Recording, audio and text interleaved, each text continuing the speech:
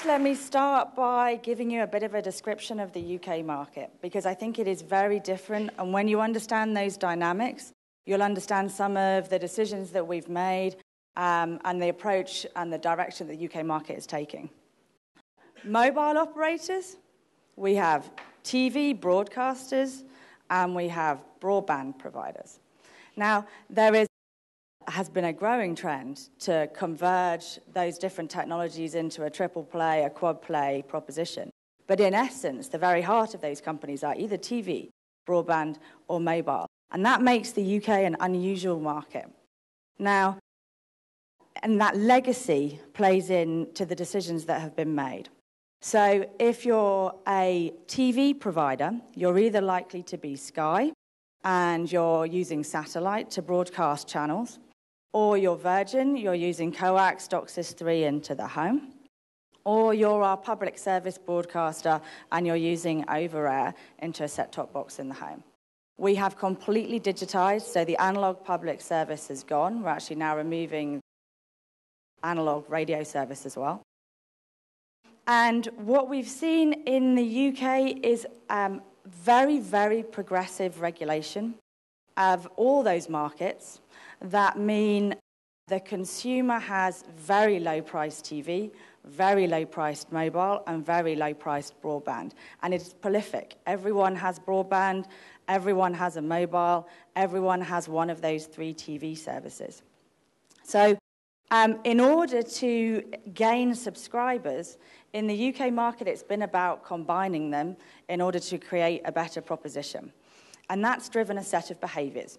So if you're a mobile operator, traditionally, you have started to roll out a broadband network in order to offer broadband and mobile.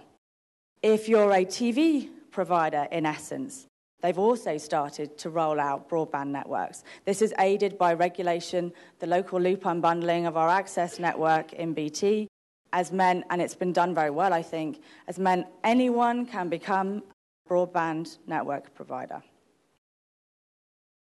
Now that we've got mobile operators offering fixed and TV operators offering broadband, if you're BT, we're in an interesting position because we're basically the broadband and voice provider. We don't have mobile, we don't have TV. And in order to maintain our market position, it's become increasingly important to penetrate both those markets, but an interesting challenge.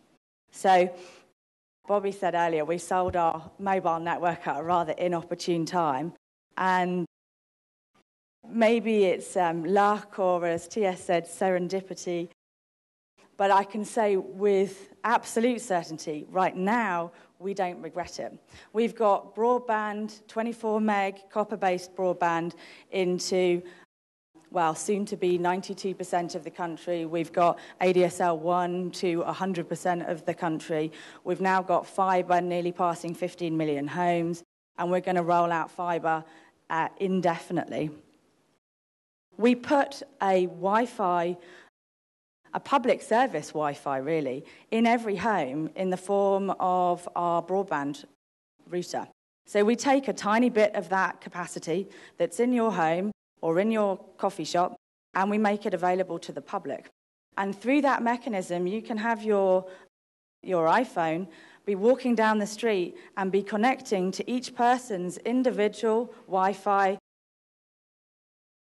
modem in their home. And then when you pass the coffee shop, you're then automatically connecting to the coffee shop Wi-Fi. By doing this, you can walk straight through central London and use your mobile phone, make VoIP calls, and never touch a mobile operator's network. And the bandwidth benefits of what's basically a sort of small cell mobile solution puts us light years ahead of being able to offer video-based services that Bobby discussed before. I mean, it surpasses LTE even. And we've also got the lucky benefit in BT, particularly in my part of the business, that we've managed to attack the mobile market in 2 ways. And again, it's been very beneficial. One is we provide all of the backhaul for all of the mobile operators. And in that sense, mobility these days really is about bandwidth. So it's been a huge growth business in the wholesale market, is to plug massive Gig E circuits into the back of all of the mobile transmitters. And then in the retail end of our business, in our Wi-Fi business, we sold offload deals. So for 3G mobile markets where we are very, very, very data-rich and data-driven in the UK, the mobile operators start to run out of capacity. It's not about access speeds so much in the UK, it's about core capacity. So rather than, and again, you've got to remember, we are a very competitive market, so all the prices are driven down. There isn't the CapEx-rich environment in the mobile operators to just keep installing new capacity. So we've benefited immensely by offering Wi-Fi offload. So in major urban areas, your phone will automatically roam off the mobile network and onto BT's network because we've done deals with the mobile operators in order to help them cope with capacity. So those dynamics are quite unusual. Now back to BT. So we've got TV operators becoming broadband operators. We've got mobile operators becoming broadband operators, and we've got the consumer wanting increasing bundling of their products. They want voice minutes that roam from their mobile to their home. They want on-demand TV in their set-top box, which works well with a broadband connection. So even Sky, who have satellite broadcast, are plugging in the broadband cable, which they're already providing, now they're bundling, into the back of the set-top box to do on-demand and give them extra capacity. So for us to succeed in the retail market and continue to grow, we need, really from a consumer point of view, either a mobile proposition or a TV proposition. As a company, we have opted for TV and we are going for TV, and it's driving our fibre rollout all across the UK. And the way in which we've managed to go for TV is due to the BBC. And I'm going to stop there and start right back at the beginning of another story, but hold on to the importance of the BBC and our movement in the retail space into the TV market. So I'm going to stop and go right back to the time in BT Wholesale when I had a vision, for better or for worse, and it's been a very interesting journey. So I became responsible for broadband before I became responsible for media and broadcast. I picked it up as a secondary merging together of two jobs. And I noticed, as did all of industry, it's been well talked about, and this is sort of back in early 2009, bandwidth consumption of broadband in the UK, it was a Moore's Law type scenario. It was absolutely skyrocketing. It was due to YouTube. It was due to innovation in the BBC, actually, again, which I'll come back to.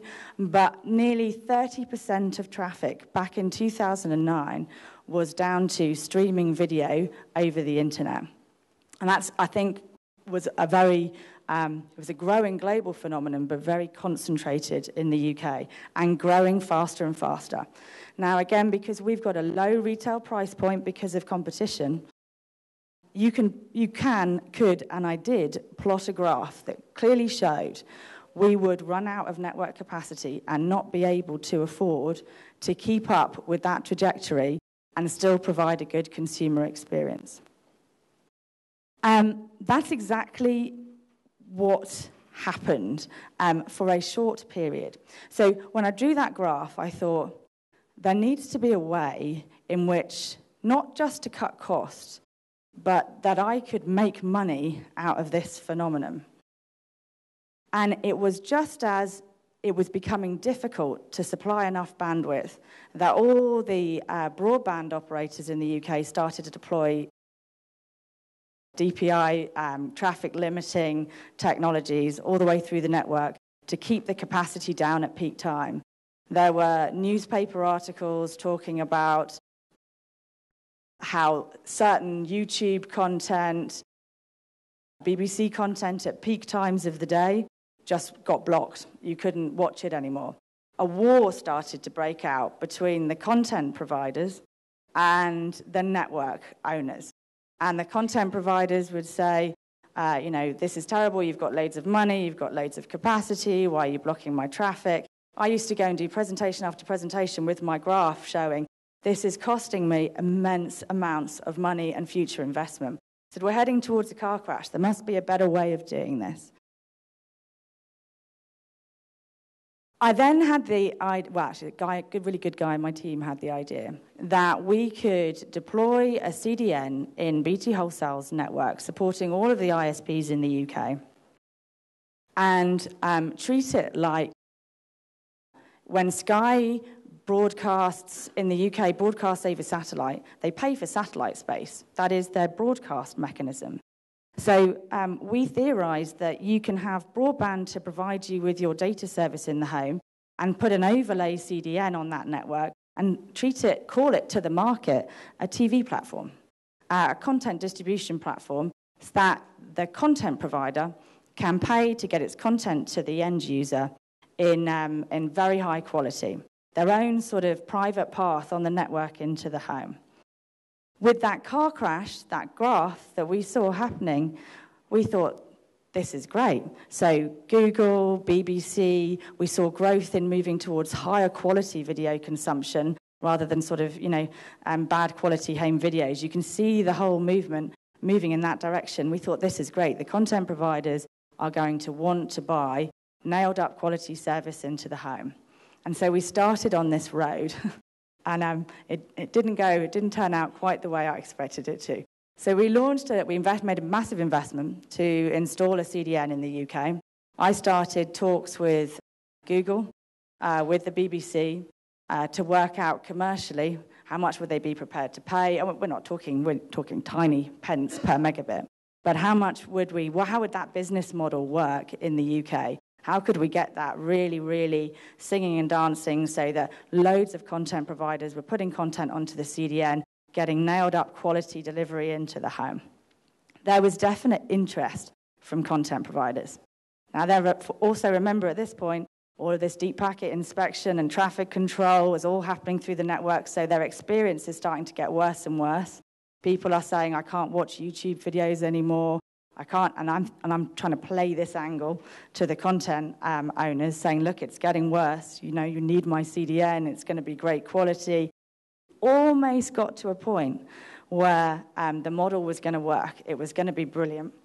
And then the US legislated on a topic called net neutrality. And it was like my world crashed around me. I'd spent quite a few millions of the company's money.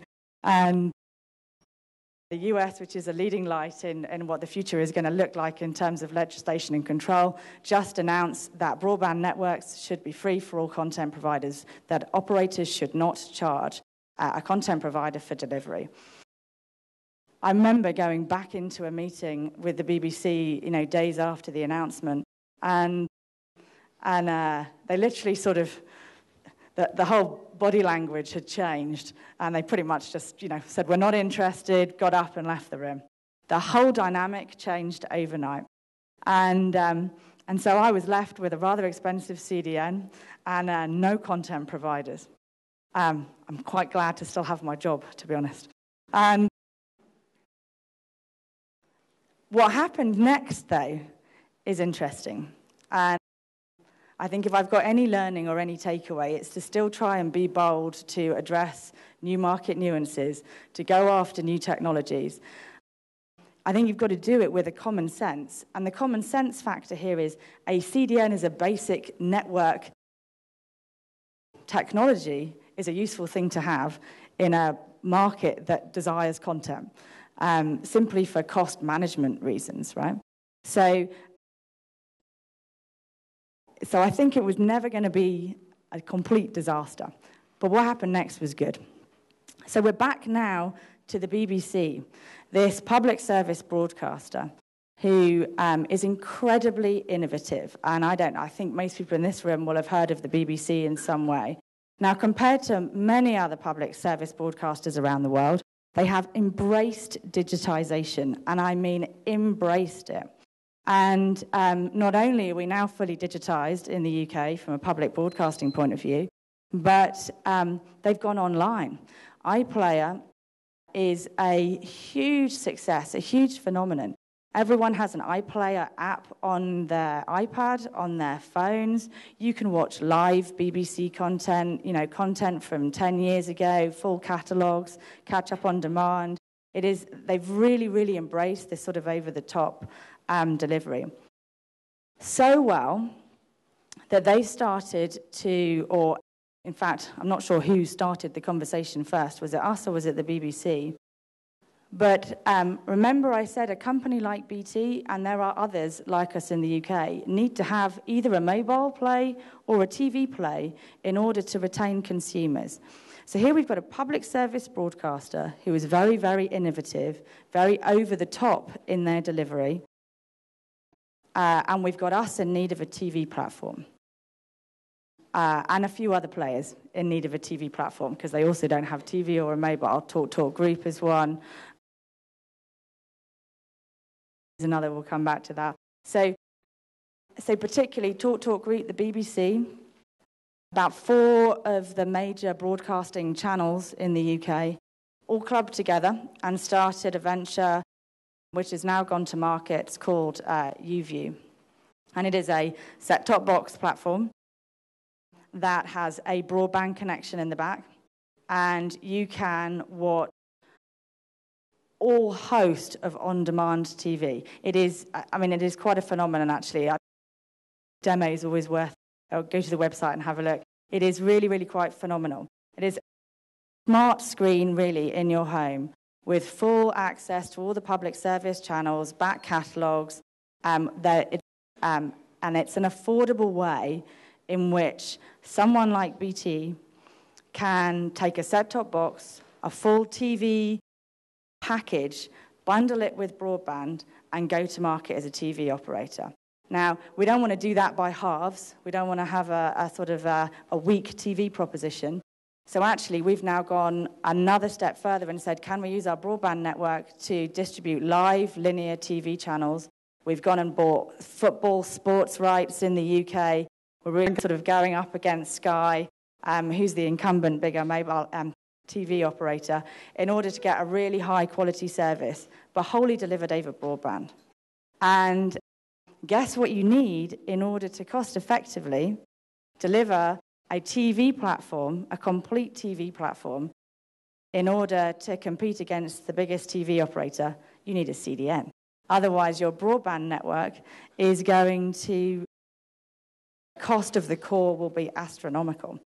And so we've turned and repurposed the original CDN, thankfully. Otherwise, it will still be an expensive investment. But we've repurposed it in order to support an absolute commitment to enter the TV market. And also in support of that, we started rolling out fibre optics.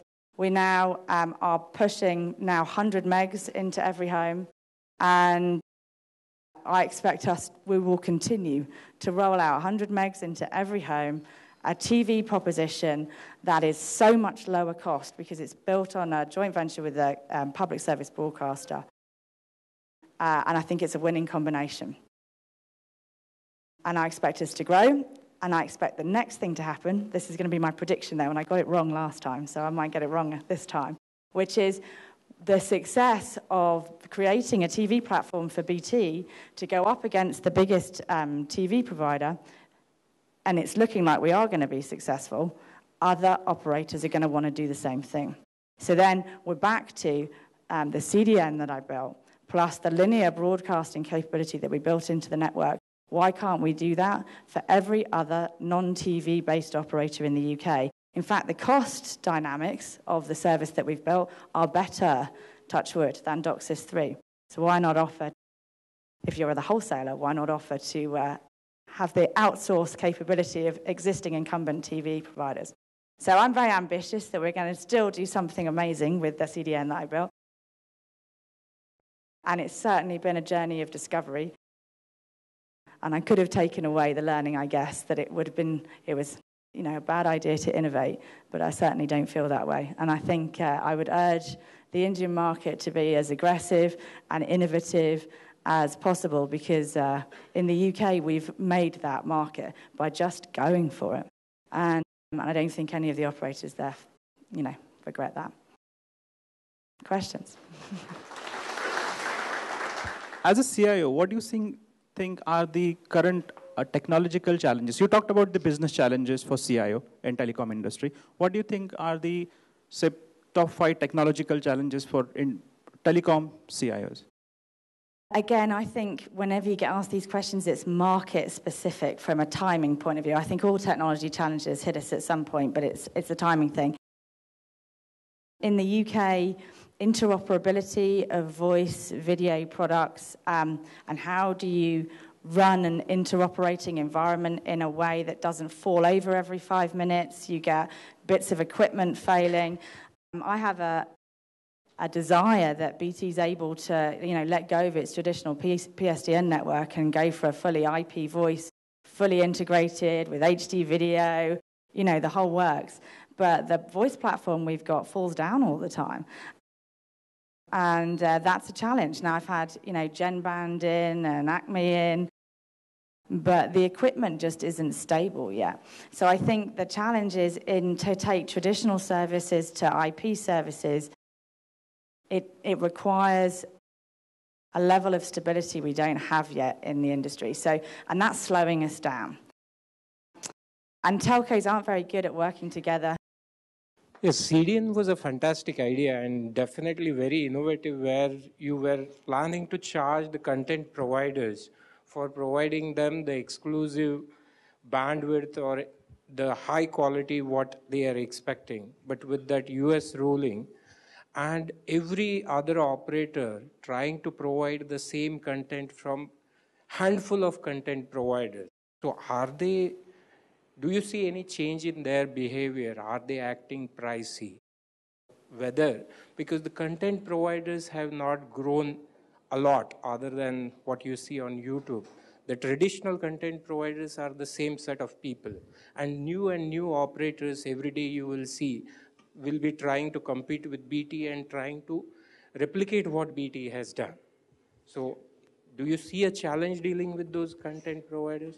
Well, I think a couple of points. So the only reason I think you would feel compelled to look to your broadband network to become a TV platform is if you didn't have a TV platform. So in each market, there are, not in most cases, that's a gross generalization, but in many markets, particularly I think the US, has this dynamic where the big incumbent telcos didn't sell their mobile networks and were the first ones to put in a TV cable network. So they're already sort of all vertically integrated. So there's no incentive to look for that level of innovation.